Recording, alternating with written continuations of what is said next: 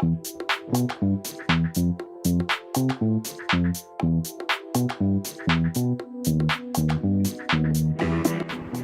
friends, I'm Preeti and welcome to our channel Krazzy for DIY. Schools are out and kids couldn't be happier.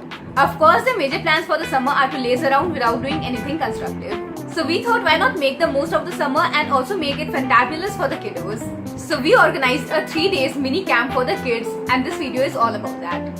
Here we are sharing some camping highlights of the 3 days of endless fun. So let's see what we are up to.